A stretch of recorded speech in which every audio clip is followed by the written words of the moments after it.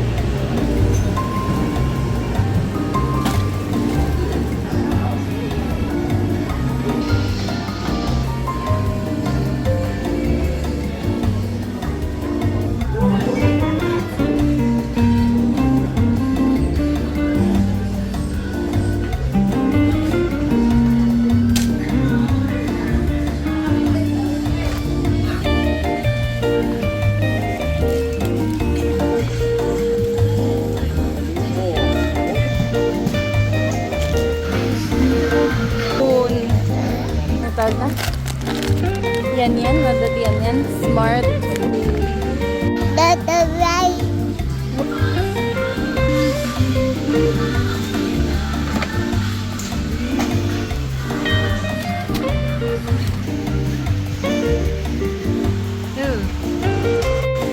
May taman na ito eh.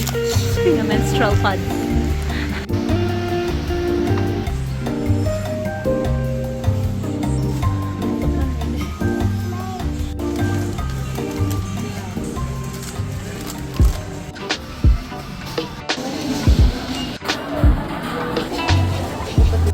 Pandesal.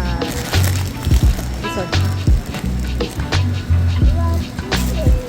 open. Sige lang. Thank you. Yes, we will get your breading. There, ready.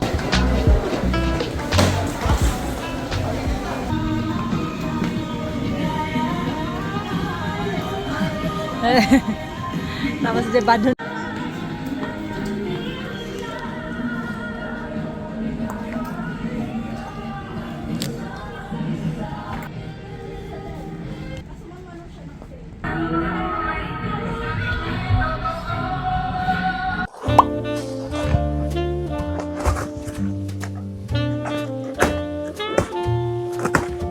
Ayan, nakauwi na tayo. And then, let me show you guys kung ano yung mga napamili natin kanina. This will be our last ever na grocery haul for this 2025. So, ayan, bumili na tayo ng mga kakailanganin natin, especially kapag mag-Noche Buena tayo. So, ayan guys, agree ba kayo sa 500 daw na pang Noche Buena natin? So, tingnan natin kung anong maluluto natin out of that 500. But for now, mag-grocery haul muna tayo. At dahil wet goods ang mga to, ilagay natin muna dyan. Tender juicy for spaghetti. So, try natin maglagay ng ganyan. We got also ang street foods natin, kikiam, and squid balls. Another squid ball. And ayan, green peas. Minsan sa palengke na ako bumibili ng ganito pero we have no time to go to the market for now. So, ito muna. Yan guys, kumuha din ako ng maki na kimchi. And this is 250 grams kasi wala silang malalaki. We got Coco Mama, paborito nating gata. Ito naman is for baby girl. So, nabuksan na as usual. And my interesting, ito hindi ko sure if okay ba siya. Pero, medyo mahal to mga 100 something. And 130 grams lang siya. And one thing na recommended ng aking co-work dati is ito, Simori. Simori ba yung pronunciation? So, ayan. Masarap yung mga to. Just for baon. So, lagay natin sa ref. Try nyo din. And let me know guys kung masarap ba. Pero ito, na-try ko na siya. So, masarap naman. Okay siya for a snack. Dairy cream. Ayan, since mag-graham tayo for this Noche Buena, bumili tayo ng Nestle cream, Eden cheese, Nestle ulit, another Eden kasi madami tayong paggagamitan nito. We got pasta for pesto, yung mga matataba. And then for spaghetti. Ayan. Pesto paste natin. Gusto ko talagang bumili ng leaves sa palengke. Pero parang medyo mahal siya ngayong season. So, we'll have to figure things out kung ano yung magandang ihalo pa dyan. Ayan, crispy fry. Sobrang ubusan kapag bibili kayo ng crispy fry, guys. Hindi ko alam, madami bang mag-chicken ngayong Noche Buena. Kaya yung garlic na lang yung nabili ko. We have graham crackers. Kailangan natin to.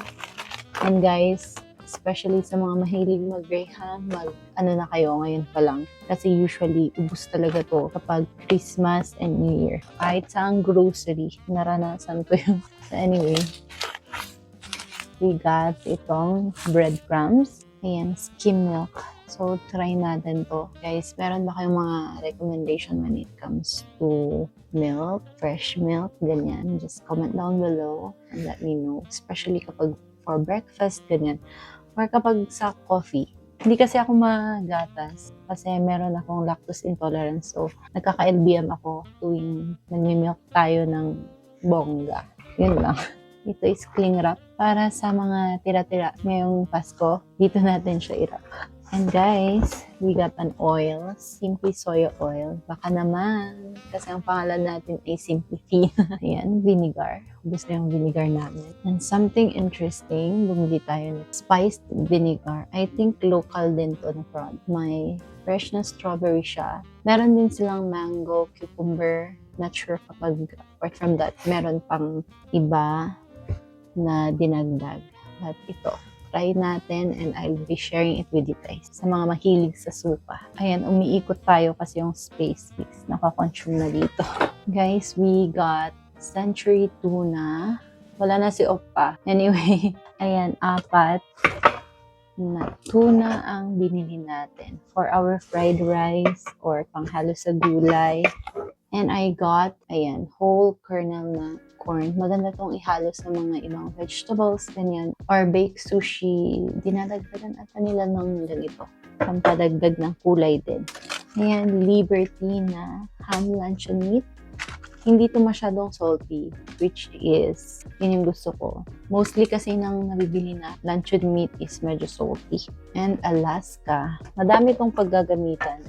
Bumili din ako ng flour. Ayan.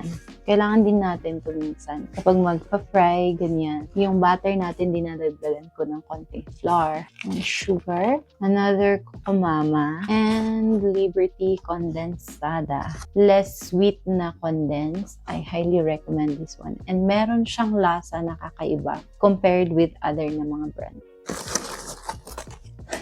Another box. Ayan. So, ayan guys, ito na yung isang box natin. We got here kimchi again, ground pork for spaghetti or Shanghai. Ayan, this is our pads as usual. Nakikita nyo yan. Wala sila nung 3 nito, so bumili na lang kami ng 2. Paper towel for our toilet, na tissue. Ayan, di ko pa ito natatry, but we'll try it. Since magta-travel tayo, we'll be needing yung mga sachets para hindi na tayo magdala ng bottles na malalaki. Ayan, this is for hubs. Ang cute. Ito is Dell. Ayan, ito yung binili namin kasi walang yan. Yung violet na meron, which is hindi ko siya masyadong gusto. Mas okay pa din yung sa blue. So, ito na lang Dell ang kinuha natin.